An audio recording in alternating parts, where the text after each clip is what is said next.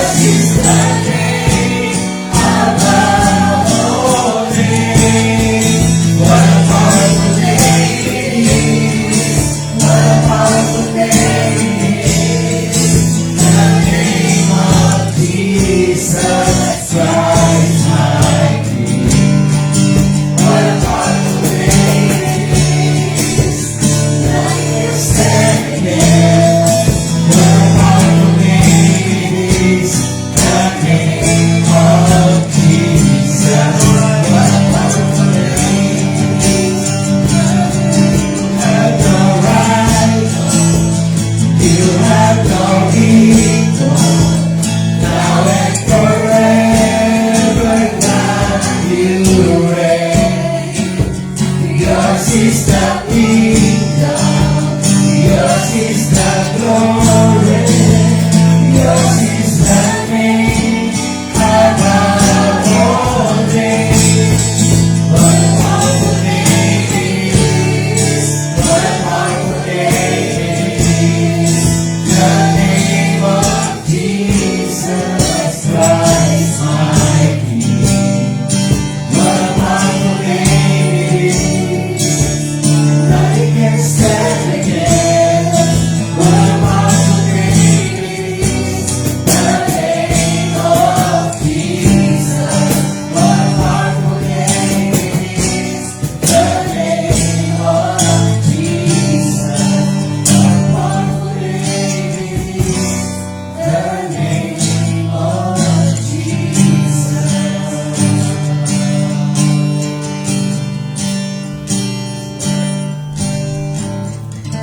Lord, salamat po sa iyong pangalan, Ama, na aming sinasamba, niluluwalhati, Panginoon. Salamat po sa patuloy, Lord, na presensya ng iyong Espiritu sa church na ito, Lord, na makapangyarihan ang iyong pangalan. Na ang pangalan mo ay sino mang sasamba sa iyong pangalan ay hindi mapapahiya. Salamat po, Ama, sa umaga ito na ilipin mo ang iyong mga anak dito sa Jesus Said Ministry Church. Patuloy kaming na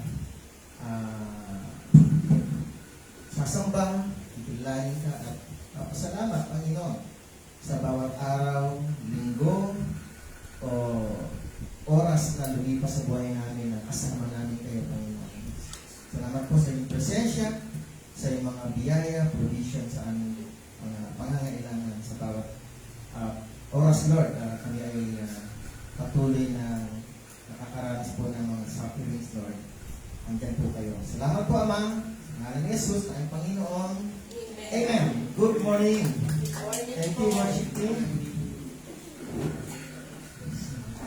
Okay. From the north and from Japan. Eastern ang Japan, di ba? Eastern ba yung Japan? East. From north east. North east, no? Okay. Hello. Sige, ano ko lang ito, palitan ko. May Japan ba?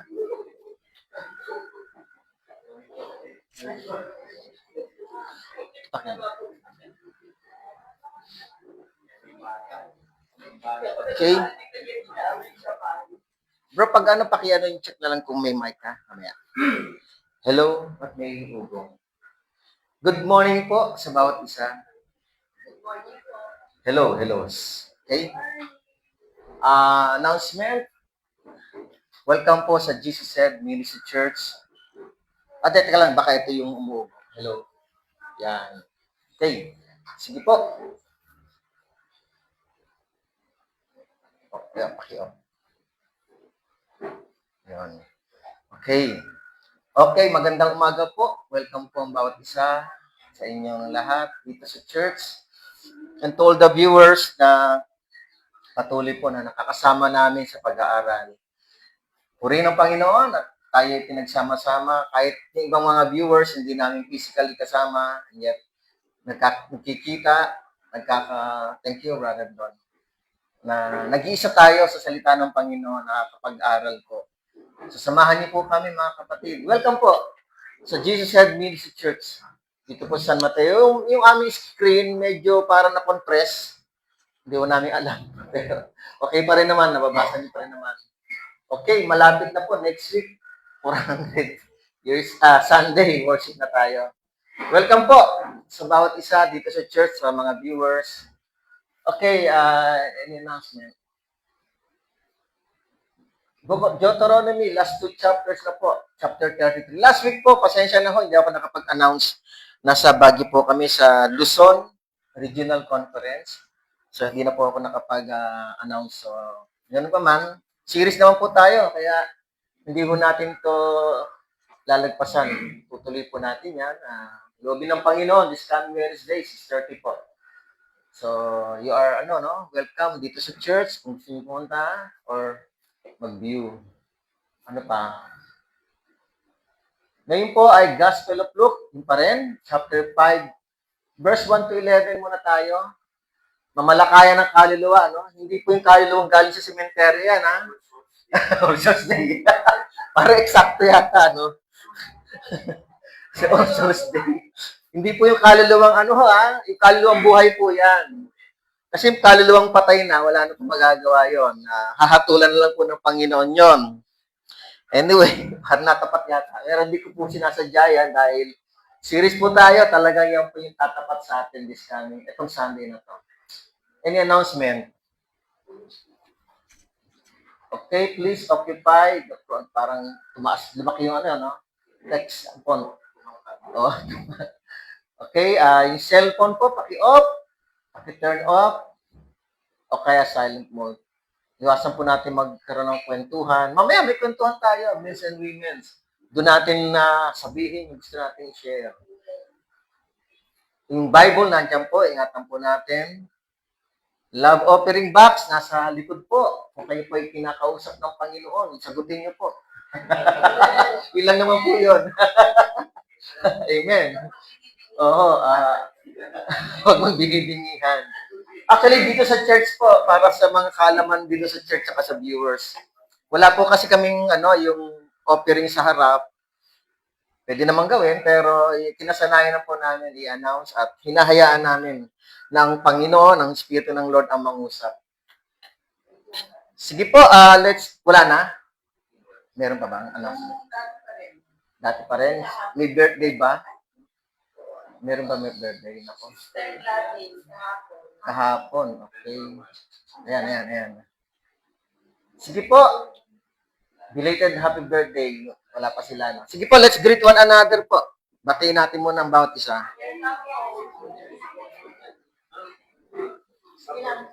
Bro. Okay.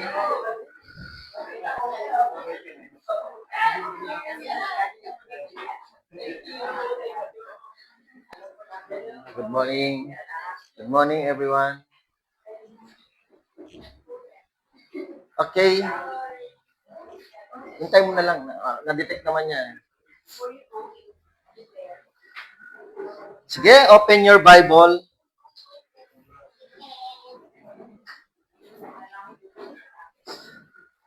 Sige, pag magbabasa na lang ako.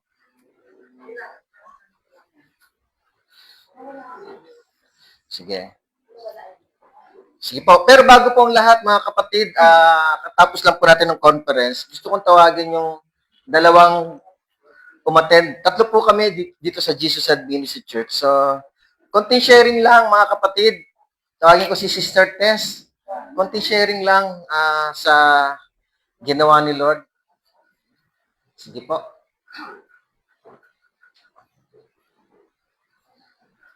I-ano ko muna to ha. I-off ko muna to ha. Wait lang. Mag-share Sister Tess. Sige, Sister. Hello po. Good morning po mga kapatiran ko pinamahal sa Panginoon. Masasabi ko lang po, it's a big wow. Kasi God is so amazing talaga. So relaxing yung moment na yun na nandun kami. At na-recharge din po yung spiritual natin. Yung makasama natin yung mga kapatiran natin from Luzon, yung Calvary Chapel, yung ang ganda talaga, nakaka-amaze kasi alam mo yung kumbaga sa tao sa flesh, kung tawagin nila lukso ng dugo, di ba? Kung parang ang gaan ng loob ko doon, parang may lukso ng dugo. Ito naman, lukso na espiritu na na pinagkakalabsadi ng Panginoon. Yung team doon, a man after God's own heart. Noong una pinabasa ko yung paulit-ulit, ano ba yung ibig sabihin nito? Nung naandun na, maipaliwanag naman, naunawaan, naintindihan, na ang ibig sabihin nito yung isang tao o isang mananampalataya na sumusunod sa kalooban ng Panginoon. Kasi marami sa atin sumasablay talaga. Kasi alam naman natin kung ano yung kalooban ng Panginoon, kung ano yung kalooban ng Diyos, gagawin natin.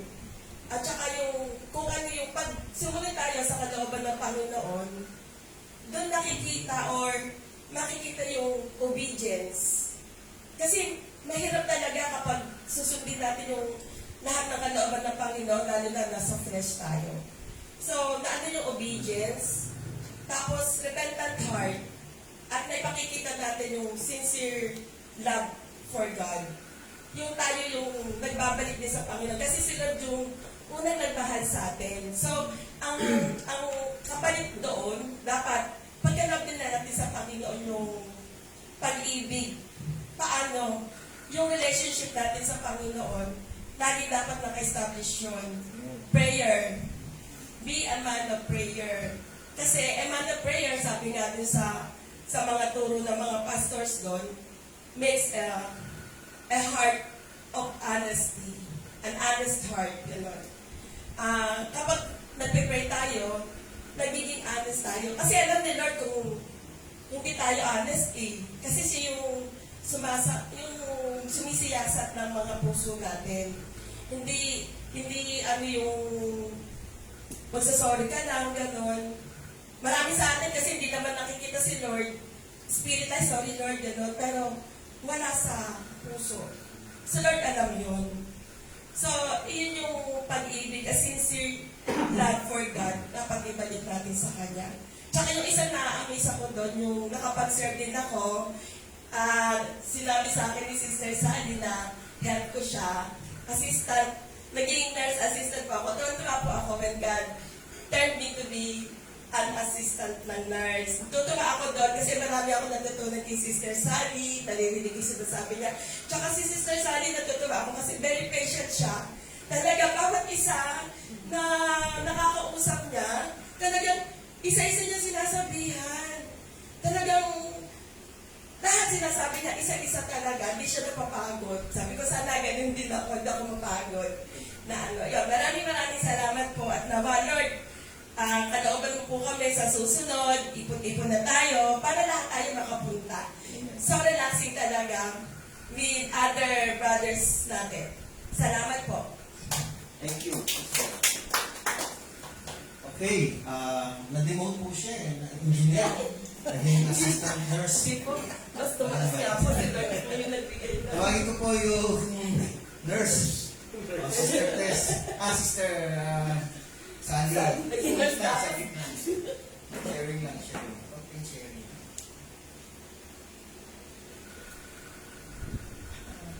Good morning po. Good morning. Parang hindi ako sanay ng sa akin naman, parang a year ago, hindi kami naka-attend. Kapag na-refresh na naman. Kasi ako din a-attend ng conference. Talagang na-refresh ako. Makita mo yung mga different churches, yung mga youth nila, na kasi sabi ko nga, mula pa nung first naka-attend na kami, 18 conference na the last time. Ito nang huli namin na-attendan. Ang sa akin talagang nabibless ako doon sa mga kabataan na nakita ko yun na lumaki. Maliliit pa sila, nasa Sunday school. Hanggang ngayon, lahat sila nasa ministry na. Lumaki sila, usually nasa worship team, tapos nag-a-assist na sila. Sa akin, yun yung parang talagang nabibless ako. Sabi ko nga, ang sarap siguro kung lagi kong naiisip yung mga pamangkin ko, na may mga talent, singing, gitara, kaya lang hindi nila nagagamit yung para kay Lord. Kaya yun yung parang talagang nakakabless sa akin every time na mag-a-attend ako ng conference. And hindi lang yun, makikita mo ulit yung mga kapatiran na kahit na dumadaan, alam naman natin, dumadaan din sila sa pagsubok, pero pagdating doon, mga nakamiti, ang sarap ng mga smiles, yun pa lang, kahit puyat. Actually, talagang doon, hindi kayong yung physically, marirefresh ka, no. Kasi, wala kaming tulog, pumunta doon, tapos start na agad ng session, Tapos gabi ka na matutulog, gigising ka na naman ng maaga, hindi nakaka-refresh ng physical, pero nadadala dahil nare-refresh yung spirit natin. Kaya nga, I-encourage yung mga kapatid, talagang mag-ipon tayo, ang sarap. Masarap siyang makahalubilo yung mga kapwa nating mananampalataya. Very refreshing para sa akin. Yung all throughout na 1 year na nasa ministry ka, naglilingkod ka sa Panginoon, para sa akin, relaxation yun, pero ibang relaxation na talagang nakaka-bless. Yun lang, kaya ini-encourage ko ang lahat na sana mas marami tayo. Kasi yung ibang churches, marami sila, maraming youth na nakakasama sila. Kaya sana, hopefully or Lord willing, next year, nakasama na rin mas marami. Thank you, Sister Sally. Okay? So, yung section po nila sa doon, hindi lang po sila pinaglingkuran ng salita ni Lord, naglingkod din sila sa Panginoon. Kaya yung section po nila doon ay yung blood control project. Iimbestigahan nyo yung blood pressure at blood sugar. Sige po. Iwan ko na ito. Okay. Kaya yung blood control project tungkol sa dugo. So, ang dami pong mga nakita doon, mga na-discover na mga ghost project. Tuloy, ghost. Mga ghost na hindi nila alam na matataas yung kailang BP, matataas yung kailang mga sugar, nasa boundary na. So, importante yung namomonitor. So, parang naging kowa sila sa alin, at sila. So, this morning, mga kapatid, open your Bible. Continuation lang naman tayo. Lucas chapter 5 na po. So, how many weeks na po tayo sa Lucas simula nung buwan? Siguro, isang buwan na mahigit, no? So, nasa chapter 5 na po tayo. We study the Bible book by book, chapter by chapter, verse by verse, word for word. So, ngayon, inom ulit namin yung so, sana makikita ulit yung sound sa inyong cellphone. So, our study, no? Ang title, Mamalakayan ng Kaluluwa. Sige po, let's pray. Thank you sa mga nag-share. Aming Diyos, salamat po. Kami, Panginoon, ay lumuluhod. Ang aming mga isip at puso ay nagpapakumbaba sa presensya ng iyong salita. Lord, dito, mga kapatid, ang salita ng Panginoon, sa inyo po, Panginoon, ang salita mo ay napakahalaga.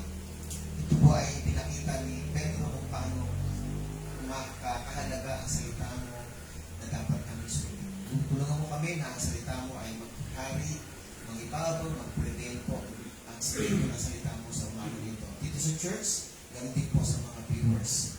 Salamat po, Ama. Pinataas po ito. In the name of Jesus, we pray. Amen. So, ang title natin, no? Sana okay yung laptop ng dulo ko. Mamalakaya ng kaluluwa. So last week po, kung maalala natin, dahil series po tayo, we study the Bible book by book, chapter by chapter, expository preaching po tayo, IPS, ang method. Last week, nagpalayas ng masamang spirito si Jesus sa Capernaum, sa sinagoga.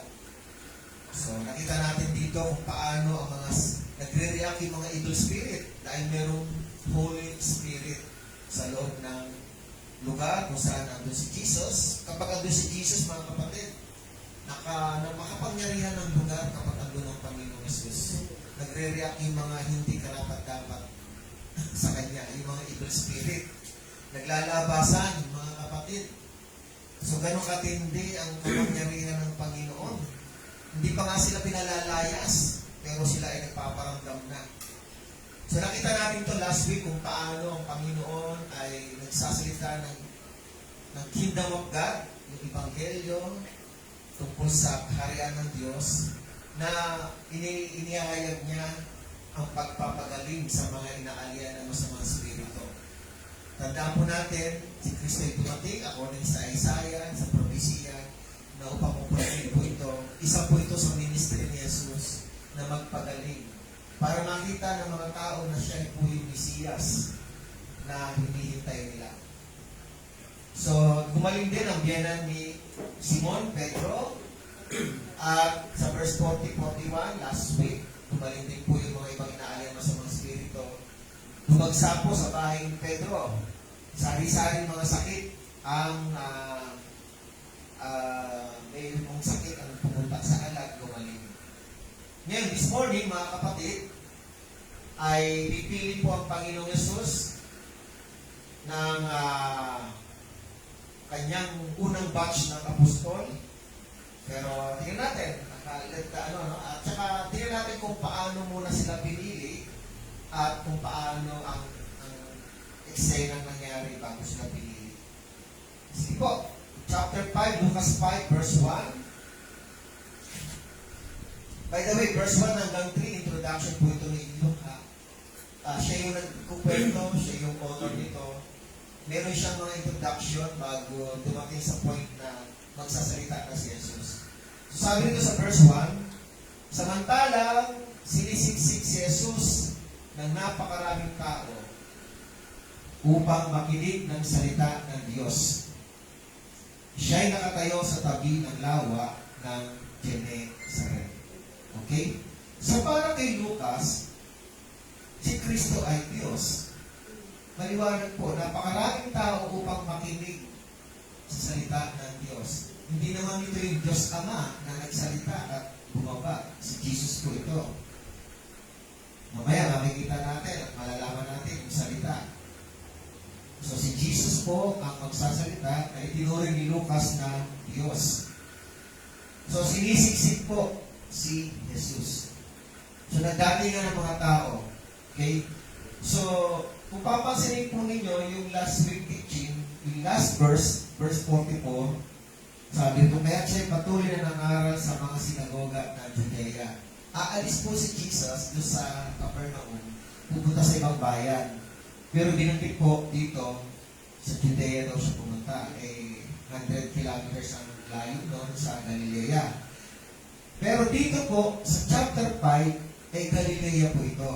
Kaya, hindi natin matiyak kung gano'n siya kabilis bumalik. May gap po ito na ilang araw siguro kung Judea siya galing. Pero sabi ng ibang aklat, Galilea rin, pero sa ibang bayan naman lang siya napunta. Ba't gano'n pa man? Itong Genesaret po ay lawa, mga kapatid. Lake po ito, itong Genesaret, na narito po ito sa Galilee. Okay, ang Galilee po, ang Lake of Genesaret, meron pong 4 na pangalan na address po dito sa lake na ito. Mga kapatid, 4 different names given to this lake, but the same body of fresh water. Tingnan natin kung may pa-plus, ano may flash? Yun. Yung 4 na pangalan ng lake, 4 na pangalan muna. Okay. Yan. Kasi darating tayo, magbabasa tayo ng Book of Matthew, may iba-ibang names na nababanggit. Una, Lake of Genesaret, dito po yan, an older name mentioned in the Gospel. So, katulad ngayon, binanggit, which comes from Genesaret plain on the western side of the lake. So, dito sa Lucas, Genesaret ang binanggit, Lake of Genesaret.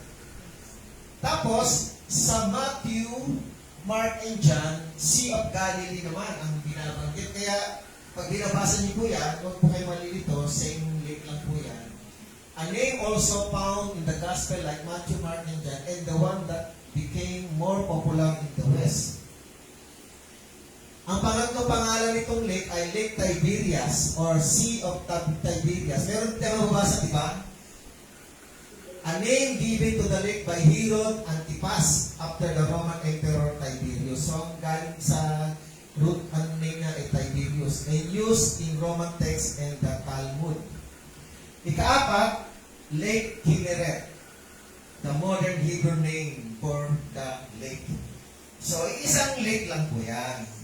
So, tingnan natin yung mapa. 4 names lang nababanggit yan. Yung mapa naman,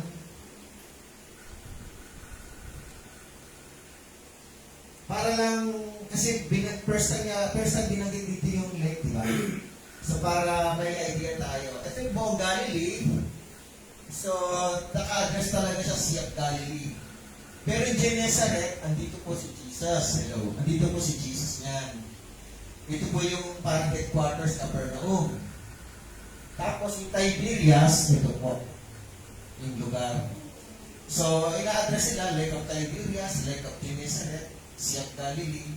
Isang lugar lang. Isang lake lang po yan. Okay. So, dito, sa verse 1, balik tayo sa Lucas 5. So, dito makikita natin bakit po sila pumunta ang mga tao, ang crowds kay Jesus upang verse 1 nakalagay diyan upang Makinig. makinig ng salita ng Diyos. So sinisiksik si Jesus. Si Jesus ang pakikinggan.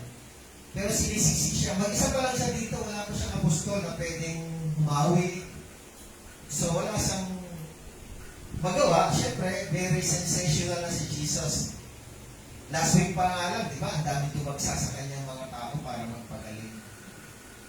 So, sinisiksik siya, mga kapatid, para makinig ng salita ng Diyos. Para sa pakinggan. Kung sa panahon ngayon, mga kapatid, wala yata akong madidinig na, nagsisiksikan sila para makinig ng salita ng Panginoon. Para wala akong makinig na madidinig na gano'n. Karamihan ng mga church, may mga puno, may mga kulang sa silya, at mas marami ang bakanting silya. Hindi nagsisiksikan, di ba? Pero nakakatuwang pakinggan at malaman na si Kristo po ay pinakikinggan. Actually, hindi nga binanggit ni Lucas dito na ang mga tao ay pumupunta, nagsisiksikan para magpagaling.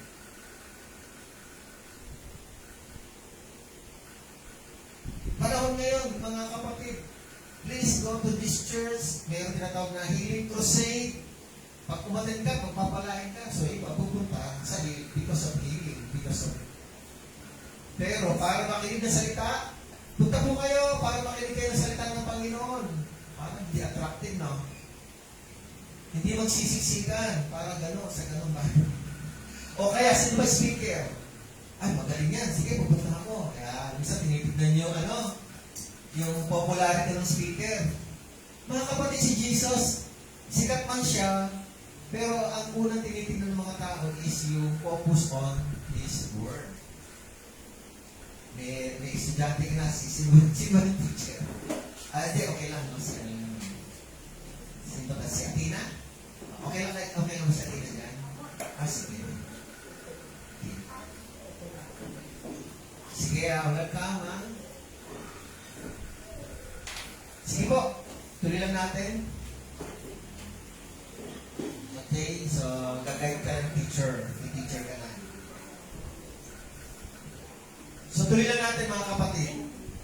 So, sinisiksik si Jesus, pero mga kapatid, para makinig ng salita.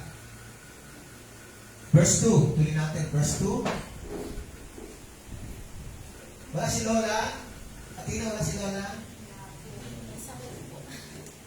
Okay, ano sakit? Verse 2. Nakakita siya ng dalawang bangka na nasa tabi ng lawa, si Jesus po. Wala na roon ang mga mangingisda at naghuhugas na ng kailang mga lambat. So, in the morning, sabi dito, daylight po ito. Tapos na mangisda. So, may nakita po si Jesus ng dalawang bangka. So, si Jesus kasi hindi makakaporma Kasi nga, nahirapan siya magsalita. Crowded ng tao, nakasiksik sa kanya. So, nakita siya dalawang bangka na naroon ang mga, pero wala nung yung mangingisda. Ibig sabihin, mga fishermen. Naghugas na sila ng mga lambat. Ibig sabihin, nagamit na yung bangka, nagamit na yung lambat. So, tingnan natin kung ano nangyari. And then, verse 3, lumulan siya sa isa sa mga bangka ng pag-aari ni Simon. At hiniling sa kanya, ni Jesus to, hiniling kay Simon, na ilayo ito ng kaunti sa lupa. Siya'y umupo at mula sa bangka ay nagturo sa mga tao. Napaka to, very popular tong kwentong ito. Hindi lang po ito dito Kahit sa mga movies, makikita natin, di ba? Si Jesus ay dumating para magturo, naghatag siya ng sasakyan. Sabagay, sasakyan din yung bangka para makalayo, upang makadistansya po siya at makapag-aral, makapagturo, mga kapatid. So sabi po dito, may dalawang bangka. Tapos, binabanggit, lumuwalan siya sa isa sa mga bangka na pag-aari ni Simon. So may dalawang bangka si Simon. So hiniram niya yung isa at inutusan niya si Simon na ilayo ng konti para magkaroon siya ng space at makaporma siya at makapagturo sa mga tao. Okay, so napakaganda picture ng mga kapatid. So maliwanag po dito na si Pedro po ay isang mangingisda. Tama po ba? So anong klaseng mangingisda ba siya? So, naituro ko na po dati, there are 3 primary categories of fishermen. 3 ang kategorya ng mangingisda. Number 1, commercial fishermen. These professional catch fish on a large scale, profit. Nakapokus sila sa pagkita, business, kumita. And are part of the broader seafood industry. So yun ang una, commercial fishermen. Number 2, ito po, mga sa panahon na siguro ito ngayon. Recreational fishermen. Isa rito yung also known as a sport fishermen or anglers. Yung sports fishermen, may sports for a fishermen na may konting, ang tatawag na dito ay challenge rather than for profit. Meron po, they are fish for leisure, personal enjoyment. Itong mga sports fishing, a more competitive and focused form. Yung angling, fishing, the broad practice of fishing with rod, reels, and line. May mga nangingisda, yung stick ang gamit, yung mga rod lang, yung parang isa-isa lang, parang experience lang, leisure. Meron kayong kilalang gano'n na pupunta sa isang lugar, mangingisda, parang mamimingwit lang, mamimingwit. Yun yung parang part ng recreational. Pangatlo, subsistence fishermen or traditional fishermen. These individuals fish primarily to feed their families, pang-personal lang para sa kanilang pamilya, and communities. While a portion of catch may be sold, ibebenta, or traded. So si Pedro po, may dalawang bangka, siguro obvious naman siya ay commercial fisherman. Diba ba? Okay. Verse 4. Nang matapos na siya sa pagsasalita, so si Jesus, ay sinabi niya kay Simon. Actually si Simon, sabihin natin siya rin si Pedro. Sabi ni Jesus, pumunta ka sa malalim at ihulog ninyo ang inyong mga lambat upang makahuli. So si Pedro po ay nakinig ng salita ng Panginoon. Very clear. At nung natapos na magsalita si Jesus, inutusan niya si Simon, pumunta ka sa malalim at ihulog ninyo ang inyong mga lambat upang makahuli. Dapat maliwanag po itong term na ito, itong phrase na ito, upang makahuli. Pumunta ka sa malalim at ihulog ninyo ang inyong mga lambat upang makahuli. And then, sinasabi po dito, actually, tapos na po silang mangisda di ba? Naglilinis na nga ng net. By the way, the prime times of fishing, yung oras ng welcome, rain, sari ba yun? Hindi, kasi, anong name na? Sis pala? Yung, alam mo? Evans, nga pala, nag-dedicate na siya, no? Ako ba yung ano doon? Ako ba yung? Kalimutan na. So, praise the Lord. Okay. So, mga kapatid, by the way, yung prime, yung oras ng talagang prime times of fishing is dawn. early in the morning, madilim pa, or dusk, D-U-S-K, late evening.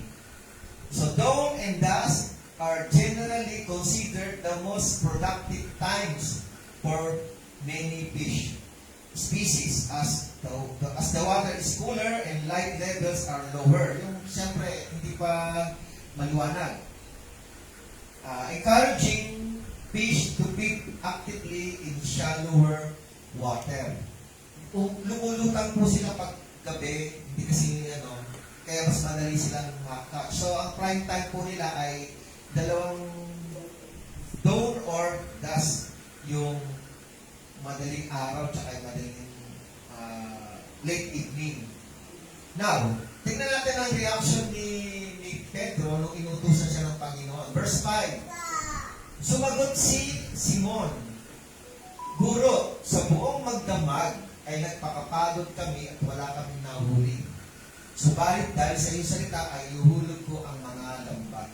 So yung salitang buong magdamag, ibig sabihin, kinover ni Pedro nila yung pangingisda sa dalawang klase ng prime times. Gabi pa lang, hanggang inabot na sila ng umaga, hanggang magdamag, hanggang sa umaga na. So dito kasi, nadatnan pa si Peter Dapat kung ito po ay, kasi maliwanag na po ito. Kung si Peter po ay, kung madaling araw pa lang, nakabalik na sila, maaaring si Peter tulog na dapat. Pero morning naman ito, kaya maaaring dumating sila, may liwanag na. So na-cover nila yung oras ng tamang panahon at oras ng pangingisda. Pero sabi nga ni Pedro, Panginoon, Guro, sa buong magdamag ay nagpakapagod kami at wala kami nahuli. Subalit dahil sa iyong salita ay iuhulog ko ang mga lambat. Okay, so na-cover nila yung panahon na yon, yung oras na yon, pero wala raw silang nahuli.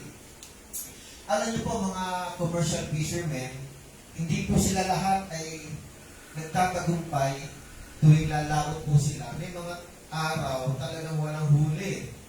Minsan may napapanood ako na talagang minsan walang huli, minsan may huli. So mga kapatid, sa mga businessman or mga businessmen, kahit na anong klaseng business, may araw talaga na walang kita. Tama ba yun? May araw na matumal. May araw din naman na nakakabawi para ma-cover up yung naluging araw. So, ganun ang hanap buhay o ang kwento ng mga businessmen. Lalo na yung mga katulad nila Pedro. So, galing sila sa malalim. Ibig sabihin, hindi sinasabi ni Pedro, Panginoon, malalim ba? Kaya pala hindi kami nakahuli, sa mababaw pala kami galing Wala po. Ibig sabihin, yung malalim na lugar na yon, babalikan nila. Doon sila galing. Hindi kasi nag-react Ang reaction ni Pedro, magdamag lang silang ng isda pero walang nahuli. Kaya hindi po sila, ibig sabihin, galing na sila dito. Pero pinababalik po sila ni Jesus. Itong Lake of Galilee or Lake of Gennesaret, by the way, ang area po nito ay 21 kilometers long. Malayo rin yun, 21 kilometers long. Parang Mali tsaka bayan ng Marikina. Ganon, malayo pa siguro. And then 11 kilometers wide yung lapad. So malawak din po ito. So ni-research ko kung gaano kalalim, iba-iba wala silang idea. May nagsasabi 80 meters or 150 meters to 200 meters deep. But anyway, basta malalim. So galing sila dito, wala nga silang huli. But Simon, sabi dito, verse ano ba tayo? Verse 5. Subalit dahil sa iyong salita, sabi ni Simon, ay iuhulog ko ang mga lambat. At your word, I will let down the net. Mga kapatid, this is Peter's statement of faith.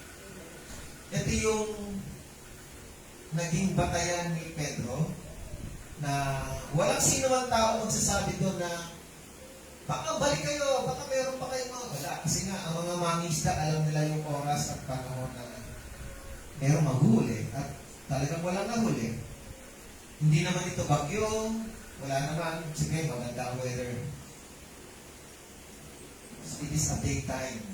So, Peter's statement of faith, sabi niya, no, dahil sa iyong salita, ihulog po ang mga lambat. Wala pong reklamo, Panginoon, maaga na. May mahuhuli pa ba kami? May ganun ba? Panginoon, pagod na kami. Kasi sabi nga niya, nakapagod ko, magdamag kami. Meron ganon? Wala po. Ano pa ang pwede natin tignan? Ano ba yung pwedeng ireklamo ng tao? Kapag ang Panginoong Diyos na nag-uutos, alam mo, mga Israelita, kilala rin sa pagreklamo sa mga utos ng Panginoon. Pag binasa niyo po yung Exodus to ay, ang dami mga reklamo. Pareklamo mga Israelita. Pero, syempre, hindi lahat ng Israelita ay mareklamo. Meron din talaga sumusunod. So, sabi dito, ihulog, dahil siya salita, ihulog ko. Okay? So, mga kapatid, yun nga, maaga. Pero sabi ng isang komentary, pwede naman daw talaga mag-catch ng fish sa umaga. Siguro, ang target ay yung may makuha o wala, okay lang. Pero kung ang target mo ay businessman ka, gusto mo mas maraming huli, alam mo yung oras at panahon ng huli, ng oras. Okay? So, pagod na sila, frustrated na, ang feeling nila ay parang nangihina physically, dahil walang huli, nadagdagan pa ng walang huli, pagod na magdamag, nadagdagan pa ng huli. But, ito po, sabi nga ni Pedro, susunod po si Pedro, ihulog niya raw yung lambat. Okay? Okay, mga kapatid, dahil sa salita, mga kapatid, ang batayan po ni Pedro ay yung salita. Last week po, nakita natin o narinig natin from verse 38 to 41, narinig natin na biglang pumasok sa eksena si Simon, dinala si Jesus sa bahay ni Simon para pagalingin yung biyanan. Di po ba? So, nagsalita si Jesus, sinaway yung lagnat, gumalik agad yung biyanan. At verse 40, nagsalita rin si Jesus, dumating yung maraming sari-sari may sakit na dumating kay Jesus. Nagsalita rin si Jesus at dumami ang mga taong gumaling. Bawat isa raw ay ipinatong ni Jesus ang kanyang kamay, sabi sa verse 40. Pati ang mga demonyo ay umaalis sa mga masamang sa mga taong inaalina nila. So meron pong dalawang batayan si Pedro para panghawakan niya yung salita ni Jesus. Kaya narinig niya ito nakita niya na may sumusunod sa salita ni Jesus. Ngayon, sa pagkakataong ito, hindi ibang tao ang ina-address ng Panginoon ng salita. Direkta ito kay Peter. Susunod ka ba, Pedro? Ikaw na mismo yung sinasabihan. Ihulog ninyo ang mga lambat. So mga kapatid mo sa Panginoon, dito ay nakita natin kung paano nagbatay po si Pedro sa mga salita ng Panginoon. May pruweba. Ngayon, ano nangyari? Verse 6. Nang magawa nila ito, nakahuli sila ng napakaraming isda at halos masira ang kanilang mga lambat. Walang binanggit kung ilang oras, kung ilang minuto. Pero ako po'y naniniwala, hindi ito matagal. Saglit lang ito. So sumunod sila, mga kapatid. Bakit po sila nakahuli? Bakit po sila nakahuli? Dahil naniwala. Sumunod sila sa salita ni Jesus. Doon sa verse 4, binanggit kanina, ihulog ninyo ang inyong mga lambat upang makahuli. Hindi sinabi ni Jesus na ihulog ninyo yung mga lambat, baka. Walang baka. Sabi ni Jesus, upang makahuli. Ito ang pinangawakan ni Pedro. Ito yung assurance word of Jesus.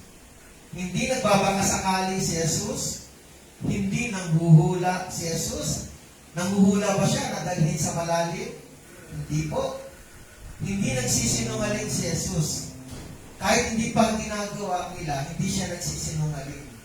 There is no joke to Jesus.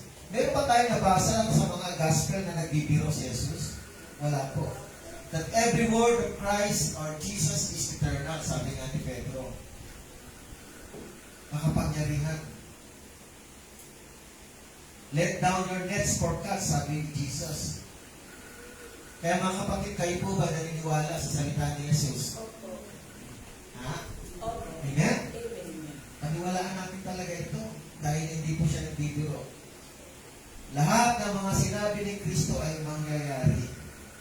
Ito man ay nabasa mo o kaya ang Espiritu ng Panginoon, kinakausap ka, direkta. Magtiwala lang tayo. If we believe whatever Jesus said in the Gospel, the Scripture, so dapat ganito rin ang statement of faith natin. Peter is tired physically. Pagod na po siya. No money. Walang pera. Dahil walang huli. But he obeyed the word of Jesus. Marami pong tao frustrated, lalo kung kailang walang kita, kung kailang may problema sa business, instead na lumapit, lumalayo pa sa Panginoon. Mga kapatid, no, tayo rin napapagod. Napapagod din ba kayo? Are you sure na masabi niyo ba talaga sa sarili niyo? Pagod din ba kayo? Nakakapagod ba talaga na mabuhay, ganito mabuhay? No? Nakakapagod bang kumita ng pera? O nakakapagod gusto mong trabaho pero parang walang kinikita? No income, no financial in return? Nakakapagod, nakakapagal? Walang income, no job? Kung may trabaho nga, tila kulang pa rin yung kinikita. So, minsan nakakapagod. Maliwanag yung mensahe ni Panginoon, nagpagod kami. Nandun yung physical na reaction ni Pedro. Bakit nagpagod kami? Kung tutusin, hindi sabihin sana ni Jesus, pagod na. Sige, bukas na lang. Pero, balik kayo, mas malalim. Minsan mga kapatid, kung kailan pagod ka, saka mo ma-encounter ang Panginoon, di mo ba napapansin yun? Inuutusan tayo ng Panginoon. Lord, ginawa ko na yun eh. Amen? Wala naman nangyari eh. Mga kapatid sa Panginoon, hindi, minsan ang problema natin yung reklamo, no? Pero nakikita natin dito kay Pedro, kahit pagod, sumunod siya. Walang income, pagod. Pero sino nagtanggal ng pagod ni Pedro? Ha? Ang Panginoon. Ano sabi sa Hebrew 13, verse 5 to 6, mga kapatid? Sabi po dito, umiwas kayo sa pag-ibig sa salapi at kayo masiyahan na kung anong meron kayo. Sapagkat sinabi niya sa anong paraan ay hindi kita iiwan o pababayaan man. Amen? Kaya banatag natin masasabi ang Panginoon na aking katulong. Hindi ako matatakot. Anong magagawa sa akin ng tao? So tinulungan sila ni Jesus. Nung oras na sila ay walang huli, tinulungan sila ng Panginoon. Pero bago yun, no, mga kapatid, maraming ginawa si Pedro. Pero mamaya tingnan natin. Verse 7, tuloy natin. Kaya kinawayan sa maraming huli, no? Halos masira ang kanilang mga lambat. Verse 7, kaya kinawayan nila ang mga kasamahan nilang nasa ibang bangka upang lumapit at tulungan sila. Sila'y lumapit at pinuno ng isda ng dalawang bangka. Ano ba't sila'y nagpasimbolang lumubog? Ibig sabihin, yung nahuli mga kapatid ay hindi sasapat para kaitawid nila sa dalawang bangka. Halos nilulubog sila sa bigat. Ganun karaming huli. Kulang ang dalawang bangka. Halos nilulubog sila. Mga kapatid, Ilang bangka ang hiniram ni Jesus nung siya ay nagsalita? Dalawa. Hindi, nung nagsalita siya. Ilang bangka yun? Yung inutos mo na kay Pedro, wala pang ano. At pumunta siya sa ano, ilang bangka yun? Isa lang, di ba? Dalawa yung bangka, isa lang. Yung bangka na yun ay may laman bang isda o wala? So, umuwi yung bangka. Umuwi sila Pedro na malungkot. Walang laman. Okay, hiniram ni Jesus yung isang bangka na walang laman. At doon siya nagsalita upang ipahayag ang Ebanghelyo, ang Kingdom of God. Kaya, itong bangka na ito rin ang ginamit para mangisda po sila pumunta sa malalim na lugar. Pagbalik nila, yung empty na bangka ay nagdoble pa. Amen? Halos kulang pa yung dalawang bangka para ikarga yung isda. Ano po ang gusto sabihin dito? Ipakita ng Panginoon. Mga kapatid, minsan we are all, or mga tinatawag ng Panginoon, yung mga empty, mga walang laman. Tayo po, mga bagay din na walang laman. Minsan tayo ay may kakulangan. Pero pag tayo po ay nagpagamit sa Panginoon, pupunoy ka ng Panginoon. Amen? Amen. Anong ginawa ni Pedro? First, ipinahiram yung bangka para makapagsalita si Jesus. Pangalawa, nakinig si Pedro ng salita ng Panginoon. Sumunod po. Nakinig ng salita ng Ebanghelyo at sumunod po. Kaya mga kapatid, kung tayo po ay magpapagamit sa Panginoon, hindi naman kailangan ni Lord na ikaw ay, mayaman ka, sumunod ka sa akin. Wala na ang ganun, di ba? Marami ka ari-ari na, sumunod ka sa akin. Pero karamihan po, mga tinatawag ng Panginoon, mga empty, mga mahihirap, mga wala. Tulad ng bangka, at nung ginamit yung bangka, bumalik sila punong-puno. So, sumunod lang po si Pedro. Sabi sa Deuteronomy 28, verse 1 to 14, pero 1 and 2 lang babasahin natin.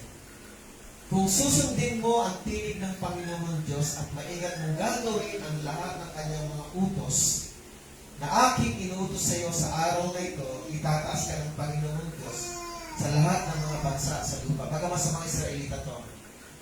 At ang lahat ng pagpapalang ito ay darating sa iyo at aabot sa iyo kung iyong susundin ang tinig ng Panginoong mong Diyos. Basahin niyo lang po hanggang verse 14. Utos ito ng Panginoon sa mga Israelita. At sa mga kahit hindi Israelita, yung mga nakikisamba sa Diyos ni Abraham, Isaac. May Egyptian po dyan, may mga ibang lahi po dyan na nakinig. So, magpagamit po tayo mga kapatid para ang ministeryo ng Panginoon ay ma-execute. Hindi siya makakapagsalita kung doon lang siya sa pagpang, sinisiksik siya. Kailangan niyang may gamit na mahiram para maihayag niya ang kanyang mensahe. At ang tumugon po ay si Pedro. At si Pedro din ang tumugon, siya rin ang nakinig, siya rin ang inutusan, siya rin ang pinagpala. Amen? Verse 8. Ngunit nang makita ito ni Simon, lumuhod siya sa paanan ni Jesus. By the way, communion pala tayo. Sorry, hindi ko na-announce.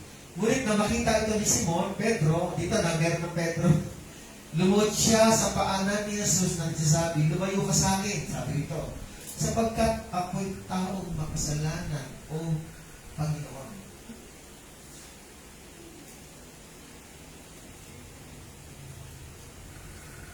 Lumayo ka sa akin, lumuhod siya. Sabi ni Pedro, lumayo ka sa akin. Tatlo po yung three gesture reaction of Peter sa harap ng Panginoong Jesus. Una, yung tatlong ito, una yung Peter confess before Christ Jesus. he admitted that he is a sinner, no? Yung kinonfess niya, ako'y makasalanan. Mga kapatid, ang Espiritu ng Panginoong Yesus ay nagpapatuloy sa buhay natin. So, once na ma-encounter natin ito, at na-encounter niyo ba everyday sa buhay ninyo ang Panginoon? So, dapat nalalaman natin na we are all, ay tinatawag na blessed by the Holy Spirit, that everyday dapat nararamdaman natin yun. Na once na-encounter natin ang Panginoon, dapat nakikita natin yung ating sarili. Tinitingnan natin ang sarili na tayo ay makasalanan. Yung ating sarili na tayo ay marunong sa harapan ng Diyos. At syempre po, pangalawa, gesture, Peter humbled himself sa harap ng Panginoon. Nakita niya ang kanyang sarili na hindi matuwid at nakita niyang Panginoon na matuwid at banal.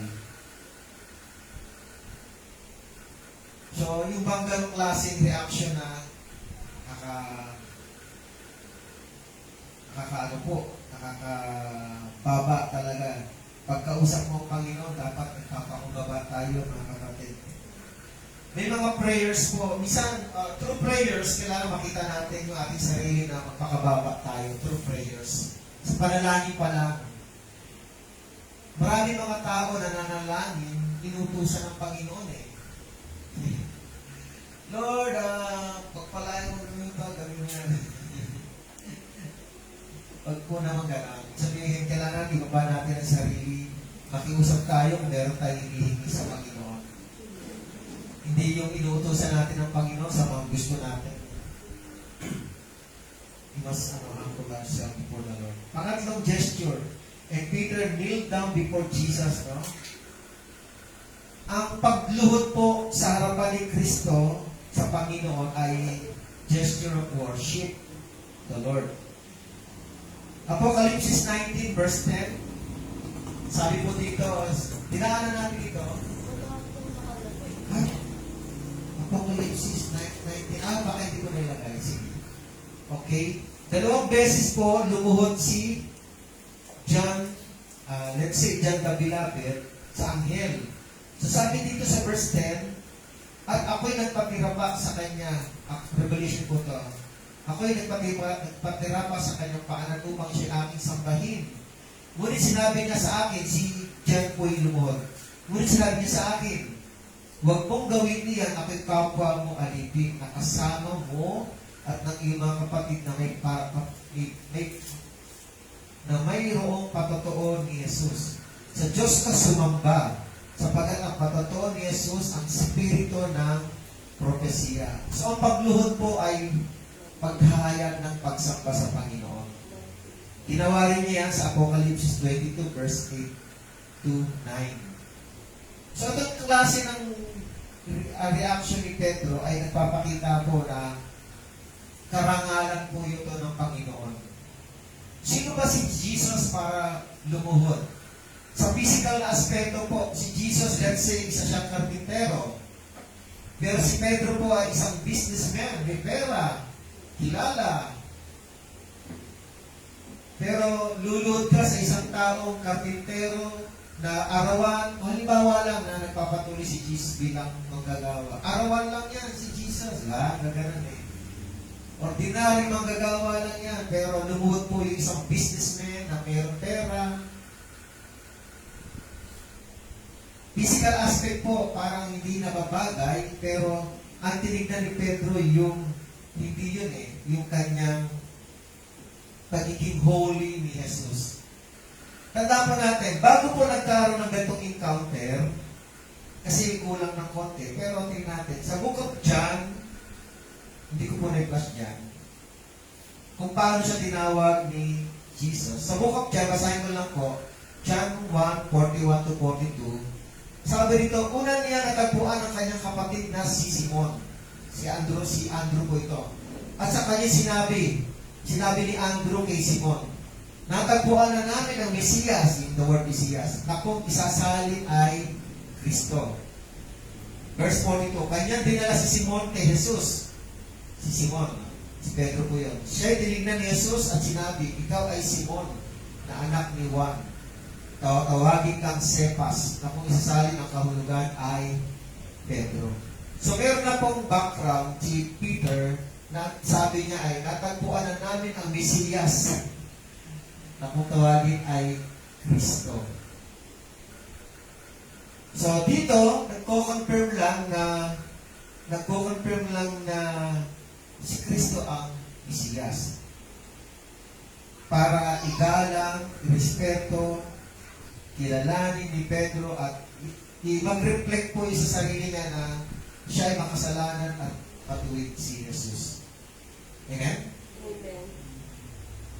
So sabi niya, no, lumayo ka sa akin. So lumod siya. And then verse 9, tuloy lang natin Lucas 5:9. Sapagkat siya at ang lahat ng kanyang kasama ay namangha dahil sa mga istang kanilang nahuli.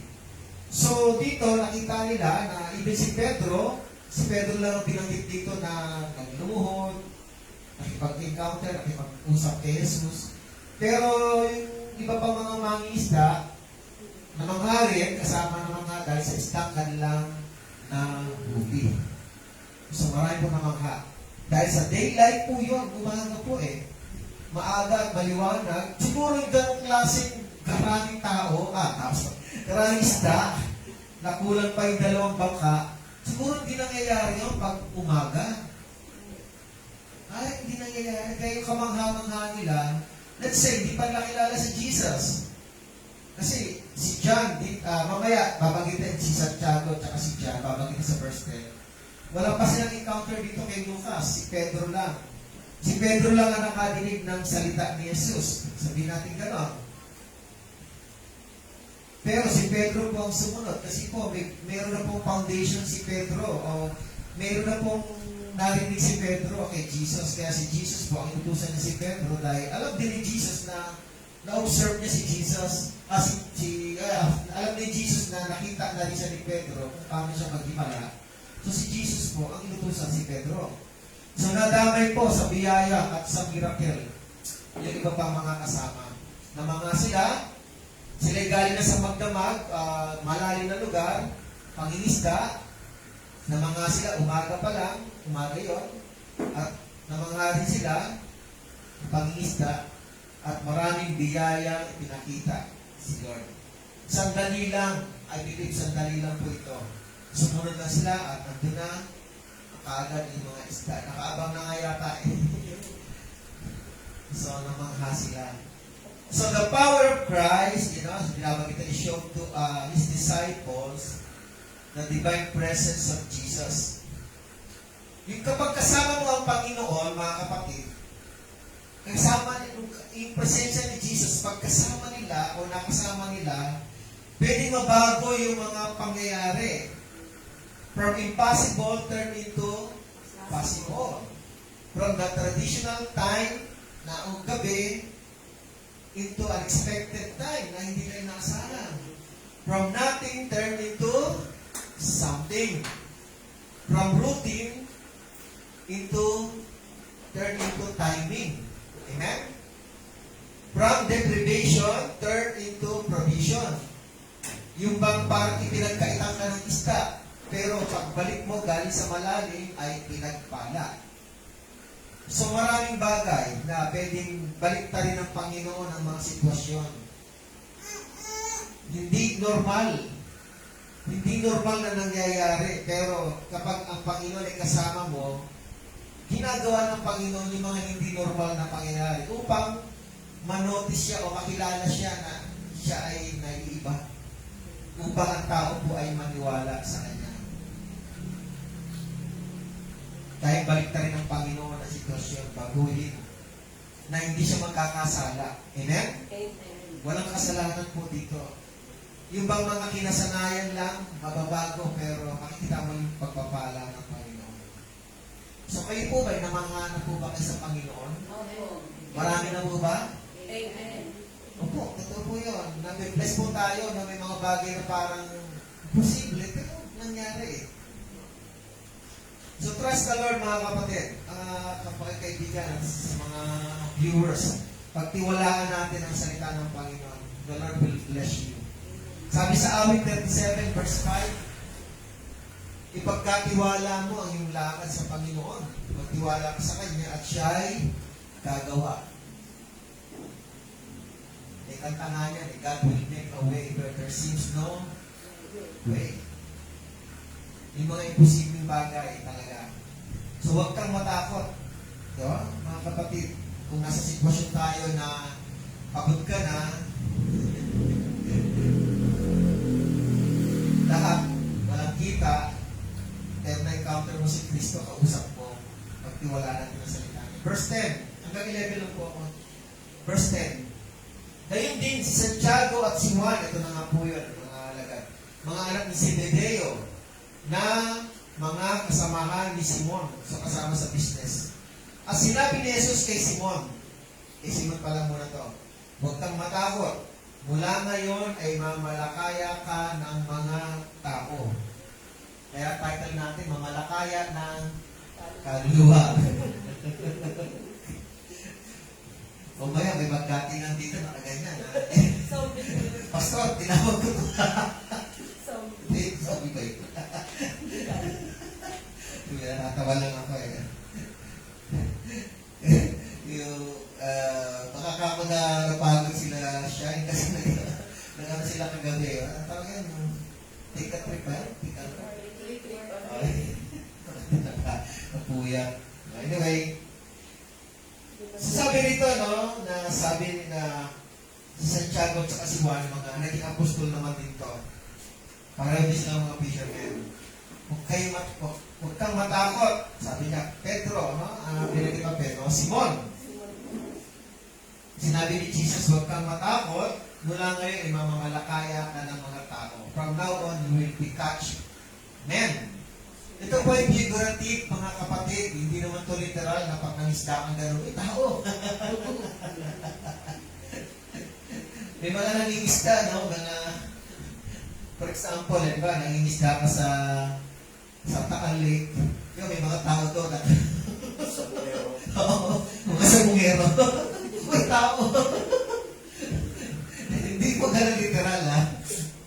Na pag nangisda. Anyway, tao po, yung sabihin, figuratively, dadalhin kay Jesus sa pag-share ng gospel, sila Pedro. This is a figurative language or metaphor that instead of fish, ang tao ang kanya hanapin to bring them before the Lord. Verse 11, last verse. Nang maitabi na nila sa lupa ang kanilang mga bangka, ay iniwan nila ang lahat at sumunod sa kanila. So, damay na. Instead na si Pedro lang ang sinasabihan. Kasama na po yung sila nila. Marami na po sila. So, hindi na si Pedro. Nabanggit si John at si James. So, mga kapatid, no, iniwan nila. Iniwan lang bangka. Iniwan nila ang net. By the way, may mga fishermen din silang mga alalay. Kasi pag business po, may mga workers po sila, mga tauhan. So, maaaring mga tauhan iniwan nila.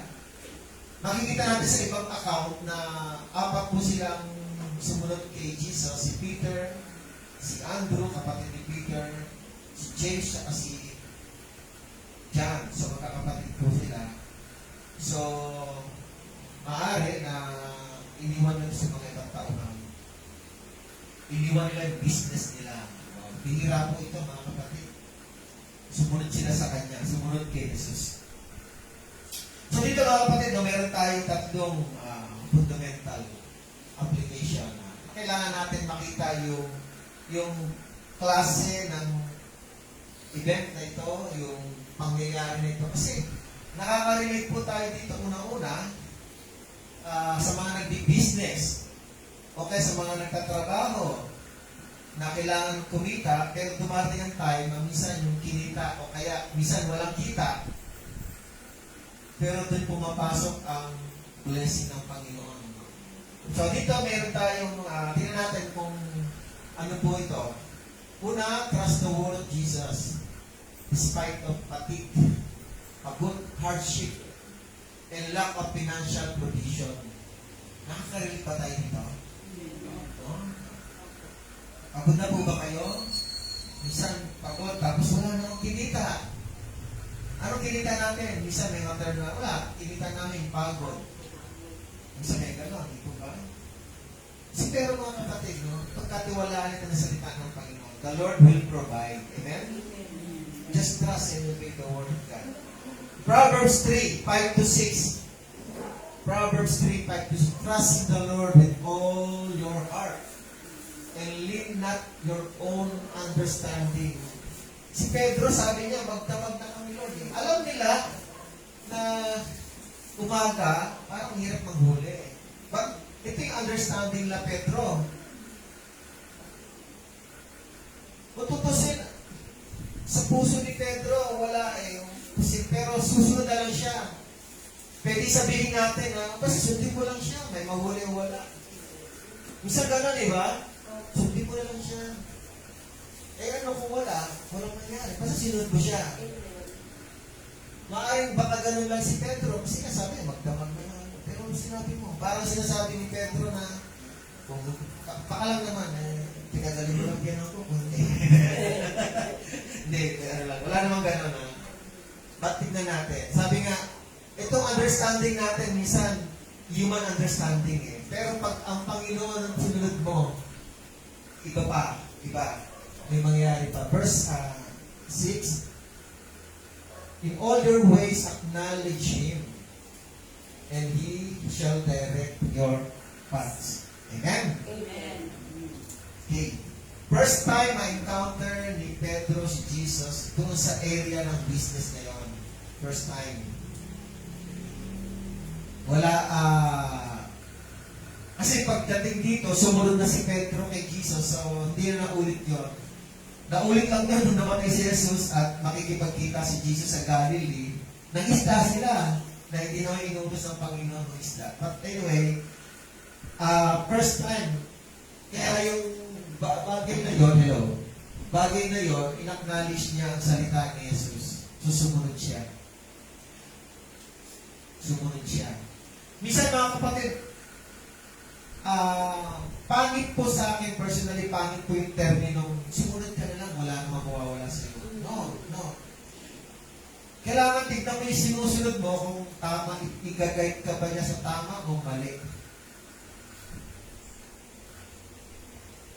Mahirap yun. Mahirap susundin kayo kung kasalanan niya sa batas. Pero importante, may guide ka ng Panginoon. I-acknowledge mo siya. At ipagkatiwala mo ang lakad mo sa Panginoon. Kaya depende rin sa pakikinggan ninyo. Hindi ko sinasabing lagi kayo makinig sa akin. Tignan nyo rin sa Bible man, kung may sinasabi ako, check the Bible. Kung tama ba ito o hindi. Kasi pwede po ako magsalita ng magkamali. Pero ang Bible po, hindi magkakamali. Andyan yan. Walang magbabago niyan. Amen? Okay, but anyway, i-acknowledge natin si Lord pa rin sa lahat ng mga salita niya. Number 2, ito na nga po yun. We must recognize and acknowledge the holiness. Ito naman yung kailangan kilala natin, yung holiness and righteousness of Jesus. Verse 8 to 10. Dito po, napanood si Pedro. Nirecognize niya yung kabanalan ni Jesus kasi nga siya ay hindi banal. Nirecognize niya yung righteousness ni Jesus because He is not righteous. Every time na makita natin, dapat si Kristo ang naitataas. Sabi nga ni John the Baptist, He must increase and I must be decrease. Kailangan, tuwing magkaroon na encounter kay Jesus, kailangan lagi tayong, para bang sabik tayong lumuhod, sabik tayong magpakumbaba, sabik tayong dapat ino-honor natin si Jesus sa puso natin. Wherever we go, ano man ginagawa natin, i-honor natin siya. Amen? Sabi sa Psalms 96 verse 9, yung King James, oh, worship the Lord in the beauty of holiness. Tremble before Him, all the earth. So, utos niya sa lahat. And then, Psalms 29 verse 2, give unto the Lord the glory due to His name. Worship the Lord in the beauty of holiness. Talagang yung kanyang kabanalan, kabutihan. Dapat i-recognize natin. Number 3, fundamental application. So we must be a part of Christ's commission to His disciples and become fishers of men. Verse 11, actually verse 10 pa lang yan, sinabi huwag kang matakot, wala kang mamamalakaya ka ng mga tao. And then verse 11, umalis po sila kasama ng ibang alagad, sumunod na kay Jesus. So, actually kung titingnan natin, yung dalawa, si John at si James, first time lang na-encounter yung dumami yung isda, sumunod na. Si Peter, marami na siyang nadinig kay Jesus kasi nakapunta na siya sa bahay niya. Pinala si Jesus sa biyanan niya. Pero yung dalawa, si Santiago at si John, dito pa lang sila nakakita ng ganung bagay, mabilis sila naniwala. Sumunod na rin kaagad. Para maging disipulo at mag-isda ng mga tao. And to preach the gospel like Peter. Sabi sa Matthew 28, verse 19 to 20, kaya sa paghayo ninyo, gawin ninyo alagad ang lahat ng mga bansa. Bautisman niyo sila sa pangalan ng Ama at ng Anak ng Espiritu Santo. At turuan silang sundin ang lahat ng mga bagay na inutos ko sa inyo. Sabi sa mga alagad, at narito ako'y kasama ninyo palagi hanggang sa katapusan ng panahon. Okay, tanda po natin, sige, mamaya na lang. So, dito inutusan sila ng Panginoon. After resurrection na po ito, after resurrection, muli na buhay na si Jesus. And then, ano ituturo nila? 2 Timothy chapter 4, verse 2. Sabi dito ni Paul kay Timothy, ipangaral mo ang salita. So, ang ituturo yung salita. Amen? Magsikap ka sa kapanahunan at sa di kapanahunan, magtuwid ka, manaway ka, mangaral ka na may buong pagtitiyaga at pagtuturo. So, lahat dito na ginagamit ng Panginoon. Ako nagpapasalamat. Isa sa mga, meron po doon tinatawag sa conference na tinatawag na Testimony of God's Goodness kayo. So, isa, so, na-share ko nga na, kasi i-share mo yung ano yung nangyayari sa church. So, na-share ko nga na isang taon tayo nagturo, isang taon nagkaroon tayo ng pag-aaral sa IBS. Na-share ko rin po na dumating na yung time na yung prayer request ay meron pong matatayo dito. So, na-share ko doon si Brother Thor, si Brother Jimboy na ginamit ng Panginoon sa church para meron akong katuwang. So, praise the Lord. So, ang tinuturo nila ay salita ng Panginoon. Amen? Okay? By the way, yung tinawag po sila ng Panginoon, yung mga alagad, pag binasa niyo po yung gospel hanggang matapos, parang hindi pa effective yung kailang pagiging fishers of men. Hindi effective pa. Hindi pa nangyayari. Mangyayari pa lang yan, pagdating ng John chapter 21, mangingisda ulit sila at inibit nila si Jesus na muling nabuhay sa Galilee. Nangisda po sila. Mauulit po yun. Sabi ni Jesus, madaling araw po yan. Sabi ni Jesus, oh no, may huli ba kayo? Eh si Jesus nasa pagpang, sila ay nasa dagat. Galilee. Wala po eh. Sabi ni Jesus, ilipat niya yung net sa kabila. Sa kanan yata ginabagit. Tapos, meron po silang nahuli na halos lumubog yung bangka. Sabi ni John, acknowledge ni John, ang Panginoon yun. Kasi ginawa niya na sa una eh. Yun po ay pagpapaalala ni Jesus na, di ba tinawag ko kayo para ipinaalala yung una niya sinabi. So, yung mangyayari ngayon, hanggang sa matapos yung gospel, whatever, kung sino kayo ng gospel, John, Matthew, Luke, yung mangyayari ngayon, apprentice po ng mga alagad. Hindi pa talaga masyadong ma-apply po yung pagiging mag-share sila ng gospel. Hindi pa. Apprentice po ito, OJT nila kay Jesus. Pag namatay si Jesus at pagbalik ni Jesus, balik na buong nabuhay, doon pala magsisimula yung tinatawag na application ng pagtawag sa kanila. After na, dumating ang Holy Spirit sa panahon ng Pentecost. Amen?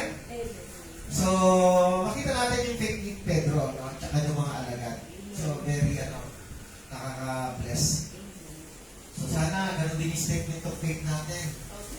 No, yung bang, Lord, sinabi mo eh. Ilalaglag din niya. Brother, pumunta ka ng church. Pumunta ka ng Bible study. Pumunta ka ng prayer meeting. Lord, sinabi mo eh. Amen? Amen. Once na kinakausap kayo ng Panginoon, mga kapatid, yun na yun, ha? Amen. Kausap niyo si Lord, hindi ako, ha? Opo. Kahit kinausap kayo ng Panginoon, sagutin niyo at sumunod. By way of communion, sabi sa application natin kanina, yung number two, we must recognize and acknowledge the holiness and righteousness of Jesus. Itong communion natin ay bilang pag-aalala upang i-recognize din natin, kilalanin natin yung effort, yung pag-ibig ng Panginoong Diyos sa atin through Jesus sa pamamagitan ng kamatayan ni Jesus. So, kailangan i-recognize natin ito, aalalahin natin ito. Sabi ni Pablo, Roma 3:20-23, sapagkat sa pamamagitan ng mga gawa ng kautusan ay walang tao na ituturing na ganap sa paningin niya. Sapagkat sa pamamagitan ng kautusan ay pagkakilala sa kasalanan. Subalit ngayon ay dinahayag ang pagiging matuwid, righteous ng Diyos. So, i-recognize natin ito. Nahiwalay sa kautusan at pinatotohanan ng kautusan at ng mga propeta. Ang pagiging matuwid ng Diyos sa pamamagitan ng pananampalataya kay Jesus sa lahat ng mga sumasampalataya. Sapagkat walang pagkakaiba, yaman ang lahat ay nagkasala at hindi nakaabot sa kaluwalhatian ng Diyos. So dito, ni-recognize ni Pedro yung holiness and righteousness ni Jesus. Kaya sabi ni Pedro, lumayo kayo sa akin, Panginoon, at ako ay makasalanan. So through Jesus, mga kapatid, kailangan kilalanin natin na ating sarili na tayo nagkasala rin. Amen? Hindi tayo umabot sa standard ng Panginoon, yung kanyang batas. At ipinahayag ang katuwiran dapat natin o katuwiran ng Diyos sa pamamagitan ng pananampalataya kay Kristo. Kaya alalahanin natin din ito na ginawa ni Kristo at sa pamamagitan niya at ng ating pananampalataya upang para sa Kanya, kay Jesus, tayo raw ay maging katuwiran din ng Diyos. So nagkakaroon tayo ng blessing. Kapag ang tao po, for example, ang katuwiran ni Jesus at ang holiness ni Jesus ay nahayag sa pagtupad ni Pedro. Kung hindi tumupad si Pedro, walang nangyari. Hindi mag-glorify si Lord, hindi makikilala si Lord, hindi siya maitataas yung kanyang holiness, hindi makikilala ni Pedro siya makasalanan, hindi makikilala nila ng mga alagad na siya yung Mesiyas na sinasabi kung hindi sumunod yung isang tao na si Pedro. Kaya kapag tayo sumusunod, nagiging kahawaan tayo. Kapag sumusunod tayo kay Jesus, yung righteousness ni Jesus at saka yung holiness ni Jesus, nababahagian tayo. Amen? Kasi sumunod ka eh. 2 Corinthians 5:21, para sa ating kapakanan, ginawa niyang may kasalanan niya ang Ama, na hindi nakakakilala ng kasalanan kay Jesus po yun. Upang sa Kanya, Jesus, tayo'y maging katuwiran ng Diyos. Kaya nga kapatid, kapag ang mga kayo po nasunuri sa Panginoon, nadideclare yung holiness, yung righteousness ni Jesus. Kapag sumusunod po tayo, nahayag yung kanyang pagiging banal. Pero kung di tayo sumusunod, kung tamad tayo, nawabawasan po. Kasi hindi na dadagdagan eh. Amen? Amen. So, puri ng Panginoon. So, i-recognize natin ito. Kilalanin natin yung kabanalan ng Panginoon sa kanyang kamatayan. Pero bago po yun, let's sing together, no? Worship team. Tawagin ko po ang worship team. So, sa pamamagitan ng lyrics ng kanta nito, mga kapatid, alalahanin po natin yung ating sarili sa Panginoon.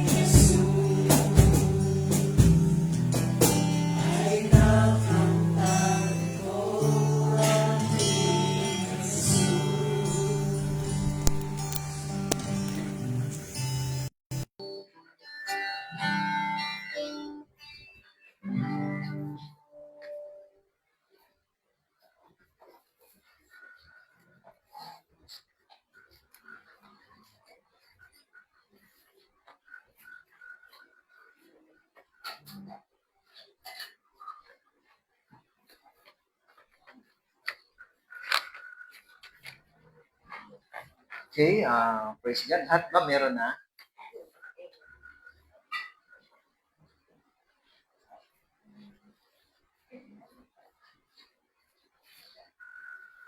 So, praise God. So, sa oras nito, mga kapatid, bitahin natin, o kaya ang puso natin ay ito natin sa Panginoon. So, hindi tayo perfecto. Iba't iba ang karanasan natin 1 week ago, o yesterday lang, or 2 weeks ago. Baka meron tayong nakaligtaan na hindi natin hiningi ng kapatawaran sa Panginoon. So, ang paghingi ng kapatawaran sa Panginoon ay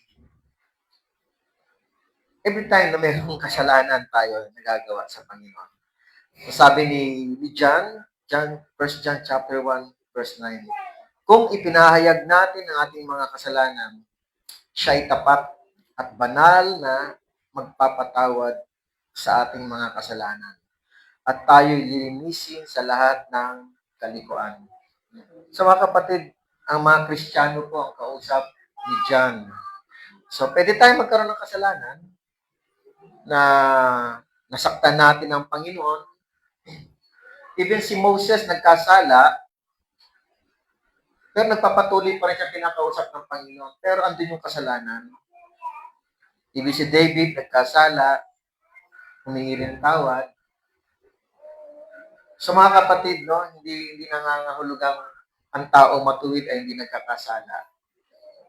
Maaaring nagkakasala tayo. Diyos na lang ang nakakaalam kung anong ginawa mo o kaya kung merong mang kasalanan na involve ang kapwa mo, ikaw at ang kapwa mo ang nakakaalam kung ano yung ginawa mong kasalanan. Pero kung wala man na nakakaalam, nakakasiguro tayo na ang Diyos ang nakakaalam at nakakakita. Kaya mga kapatid, sa oras nito, ilaan natin ng 1 minuto ng katahimikan para sa ating sarili, kausapin natin ang Panginoon.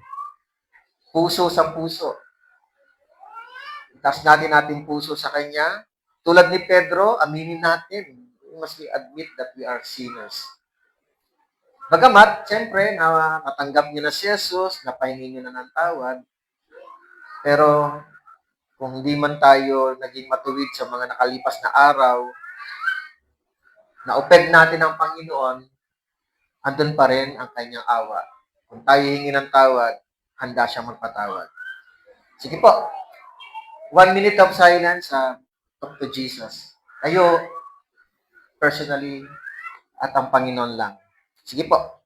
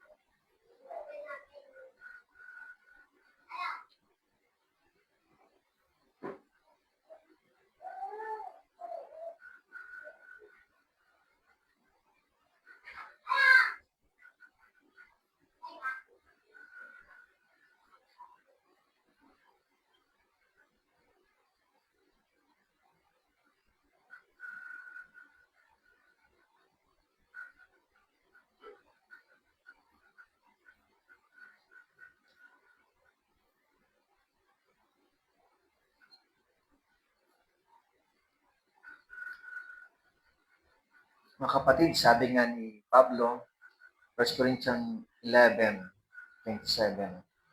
Kaya sino mang kumain ng tinapay o uminom sa kopa ng Panginoon sa paraang hindi nararapat, ay magkakasala sa katawan at dugo ng Panginoon. Siya sa atin nyo inyong sarili at saka kumain ng tinapay at uminom ng kopa. Kaya Panginoon, maraming salamat. Inyo nang nasiyasat ang aming puso, na ilahad na po namin ang aming sarili sa iyo. Nagpakumbaba po kami, tumingin ng kapatawaran. Kaya Panginoon, sa oras nito, salamat po sa kalayaan na kami ay magiging bahagi ng iyong dugo at katawan na aming aalalahanin ng iyong kamatayan at iyong pagkabuhay at ang iyong dugo na dumanak, Lord, ay naghugas ng aming mga kasalanan. Taas natin yung kopa at yung tinapay. Panalangin natin. Ama, sa ngalan ng Panginoong Yesus, nawa ang elementong ito ay maging makapangyarihang elementong aming gagawin sa oras nito.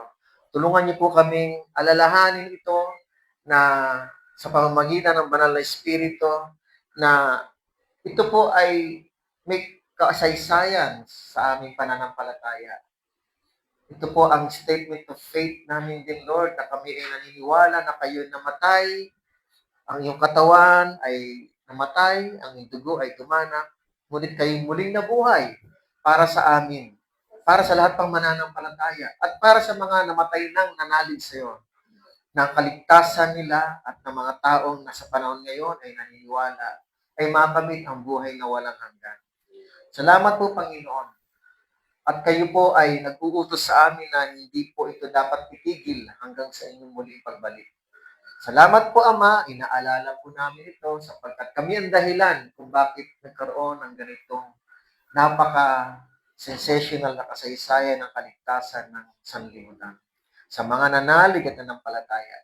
Pagpalain niyo po ang tinapay na ito at ang juice na ito na kumakatawan sa iyong dugo sa pamamagitan ng kapangyarihan ng Banal na Espiritu. In Jesus' name. Sapagkat tinanggap ko sa Panginoon, ay binigay ko naman sa inyo ng Panginoong Yesus ng gabi siya ipagkanulo, ay dumampot ng tinapay. Taas natin ng tinapay, mga kapatid. Okay?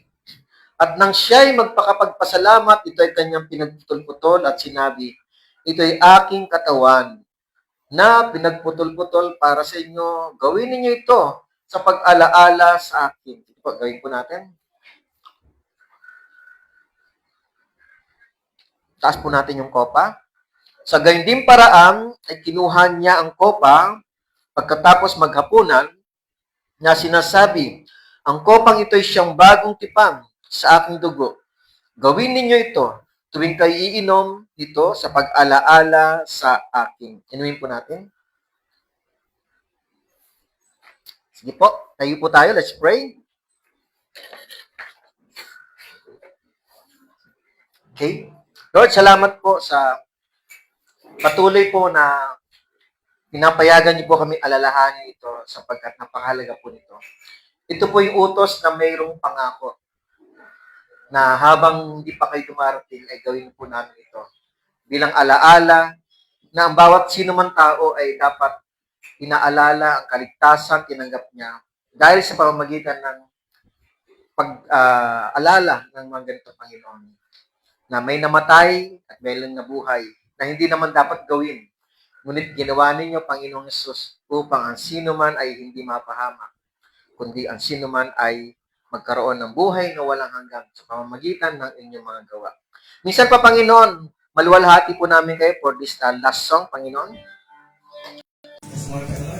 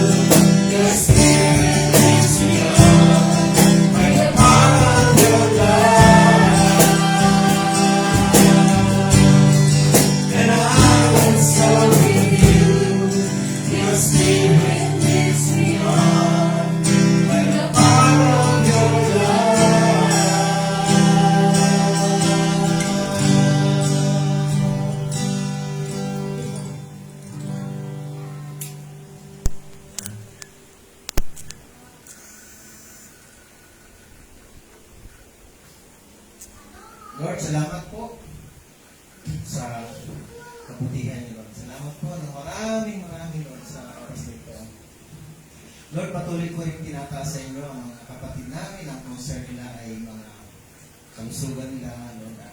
Dalayan ko po, Panginoon, yung tiyanan po ni Sister Cindy, Lord, na makomfort po at gumaling po, Ama. Dalayan ko rin po ang magulang po, mother ni Dr. Oliver Lord Scarlett Cruz. Comfort po and healing and peace po sa mother niyo po, aming Diyos. Lord, si Malu Santiago, Lord, Salvador, prostate cancer, Lord. Please po, Ama, your mercy, your Father, Lord God. At pinapakiusap din po namin sa inyo, Lord, ang kapatid namin, Sister Archie, sa Raquel Carrero. In the name of Jesus, Lord, ay your mercy, healing be upon your Father, Lord. Sa bawat kapatid dito sa church, dalayan ko po ang patuloy ninyong protection sa kanilang mga kalusugan. At nais namin, Lord, kami maging malakas at patuloy na magamit ninyo sa iyong ministeryo tulad ng utos mo na pahayo ang mga alagad, Panginoon.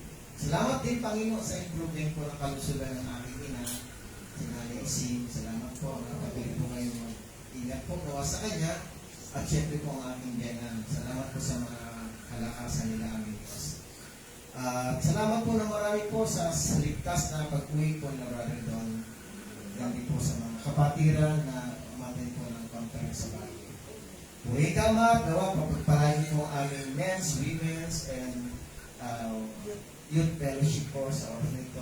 Sa fellowship na po ito, Panginoon, maramdaman namin patuloy ang presensya ninyo, Ama. Sa ngalan ni Jesus, tayong Panginoon, Amen. Salamat po. God bless you all, the viewers.